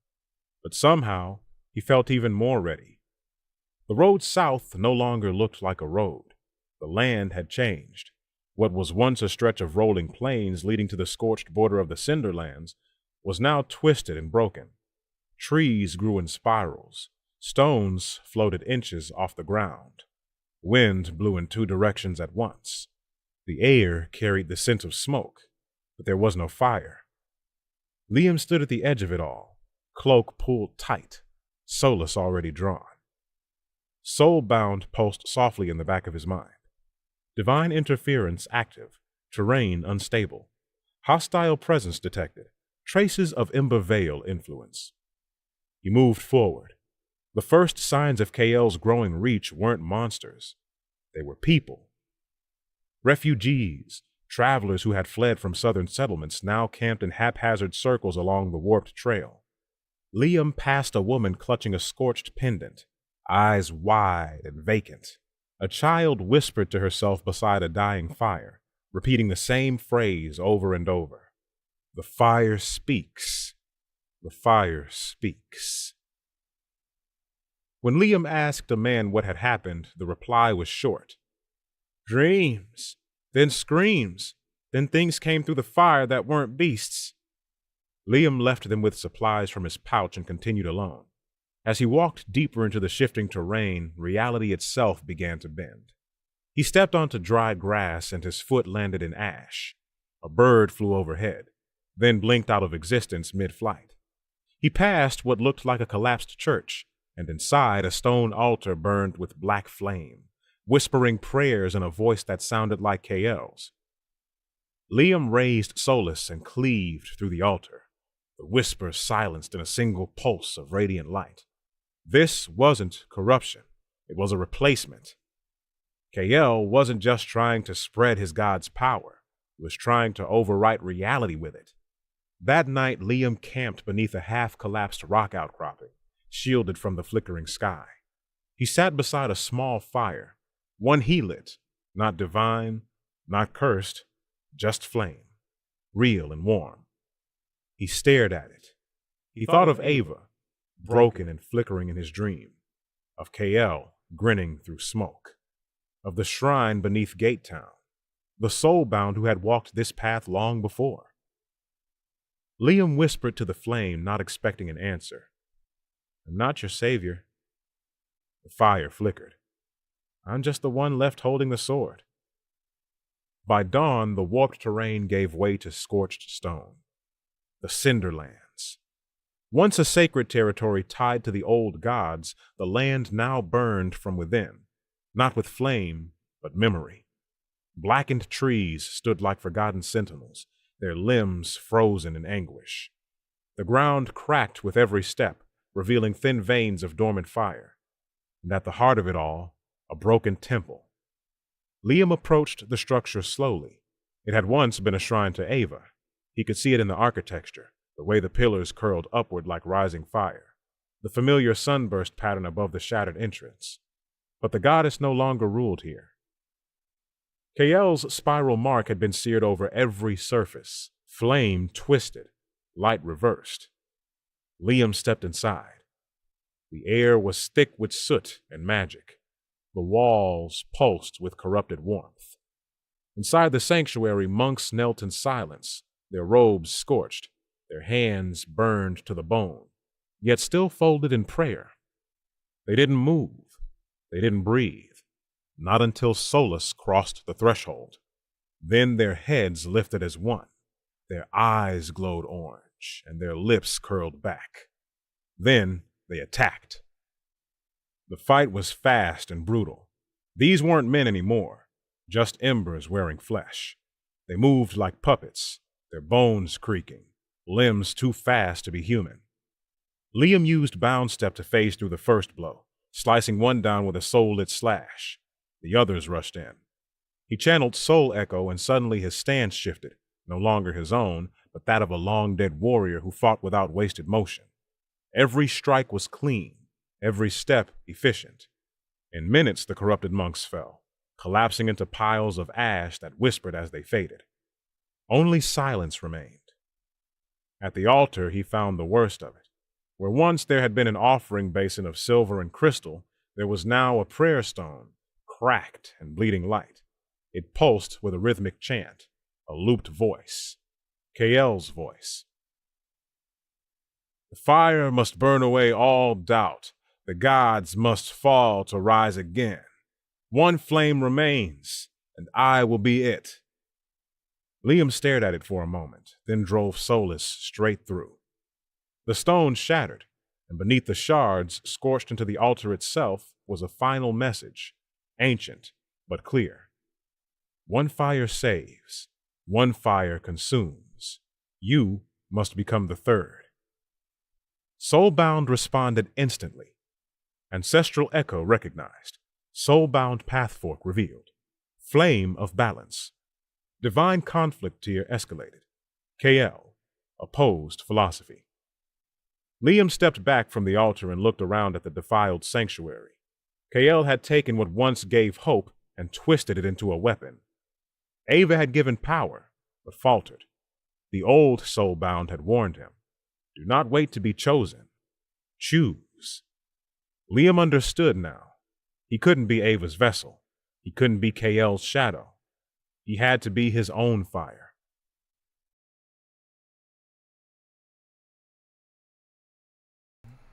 Hello, hello. All right, guys, that is all we are doing today so that's going to be the third video for the Worldbound. The next one will be the last one. Looks like we only have an hour and 7 minutes left of the book. So what we're going to do, I'm going to take a break for about like a 2-3 hour break, come back, get back to working on my